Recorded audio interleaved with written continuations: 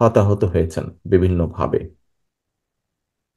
ভবিষ্যতে ইনশাল্লাহ জনগণের সমর্থন নিয়ে বিএনপি সরকার গঠনে সক্ষম হলে যারা শহীদ হয়েছেন সারা দেশে, স্বৈরাচারকে বিদায় করার জন্য যারা নিজের জীবন উৎসর্গ করেছেন, এরকম প্রতিটি মানুষের নামে বিভিন্ন এলাকায় রাষ্ট্রের যে প্রতিষ্ঠানগুলো তৈরি হবে, এই মানুষগুলো যাতে হারিয়ে না যায়, তাদের নাম যাতে হারিয়ে না যায়, সেজন্য রাষ্ট্রীয় যে সকল প্রতিষ্ঠান বিভিন্ন এলাকায়, সেটি থানা পর্যায়ে হোক, জেলা পর্যায়ে হোক, বিভাগ পর্যায়ে হোক, ঢাকা শহরে হোক, বিভিন্ন স্থানে এই শহীদদের নামে সেই প্রতিষ্ঠানগুলো নামকরণ করার একটি প্রস্তাবনা আমাদের রয়েছে, ইচ্ছা আমাদের রয়েছে।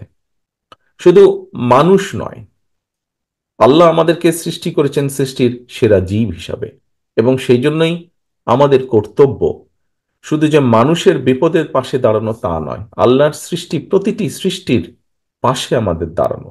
সেটি যে কোনো জীবজন্তু হতে পারে, সেটি প্রকৃতি হতে পারে, সেটি গাছপালা হতে পারে। বিনা প্রয়োজনে গাছপালা কাটা যেমন ঠিক না, একইভাবে বিনা কারণে কোনো পশু পাখিকেও আঘাত করা ঠিক না। কোনো পশু পাখিও বিপদে পড়লে, কোনো মানে ক্ষতিগ্রস্ত হলে, সেখানেও মানুষ হিসাবে, আল্লাহ সৃষ্টির সেরা জীব হিসাবে আমাদের সেখানেও এগিয়ে আসা উচিত বলে আমি মনে করি।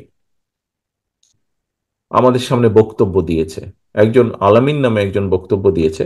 আলামিন তার বক্তব্যে বলেছে যে ডাক্তার তাকে বলেছে হয়তো আর কিছু করা সম্ভব নয়।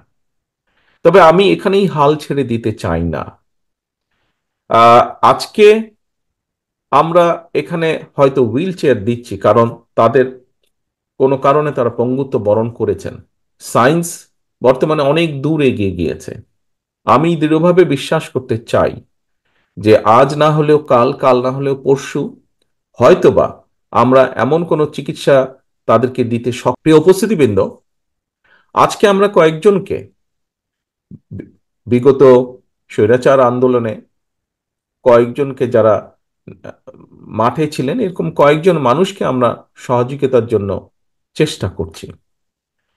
আমি ব্যক্তিগতভাবে মনে করি যে আমাদের এই চেষ্টাটি শুধু এখানে থেমে থাকলেই হবে না। এখানে আজকে দুজন ব্যক্তি, দুজন তরুণ সক্ষম হব যে চিকিৎসার সুবিধার কারণে তারা হয়তো আবার আগের মতন হাঁটতে চলতে ফিরতে পারবেন নিজের পায়ে, হুইল চেয়ারের প্রয়োজন হবে না। আমি এভাবে জিনিসটিকে দেখতে চাই। আমি এভাবে জিনিসটিকে দেখতে চাই। আজকের শুধু এই 10 জন নয়, সারা বাংলাদেশে এরকম বহু মানুষ আছে যারা আত্মত্যাগ করেছেন। কতজনকে আমরা করতে পারবো, সেই চিকিৎসা সুবিধা দিতে পারবো, সেটি বলতে পারবো না। তবে থেমে বা বসে থাকলে বোধহয় ঠিক হবে না। যে কয়জনকে আমরা পারি, সে কয়জনের প্রতি আমাদের এগিয়ে আসা উচিত বলে আমি মনে করি।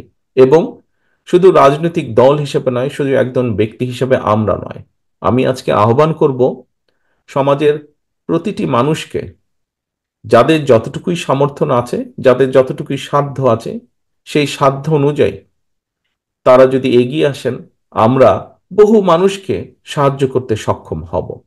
কারণ সমাজ এভাবেই চলে সামনের দিকে, একজনকে আরেকজন সাহায্য করার মাধ্যমেই সমাজ ধীরে ধীরে এগিয়ে যায়। প্রিয় উপস্থিতিবৃন্দ, আমি এখানে আরো দুটি বিষয় একটু উল্লেখ করতে চাই। যে কথাটি আমি, তার মধ্যে একটি কথা আমি অনেক আগে বলেছিলাম, প্রায় 10 বছর আগে আমি বলেছিলাম,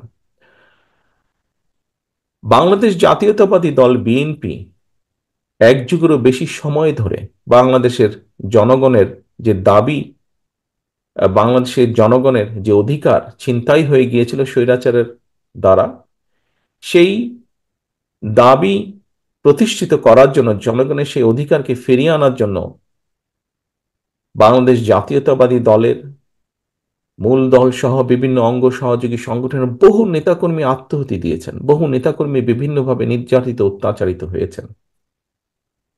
এর মধ্যে রিসেন্টলি ছাত্র জনতার অভ্যুত্থানের মাধ্যমে জুলাই আগস্ট মাসেও বহু মানুষ আত্মাহুতি দিয়েছেন,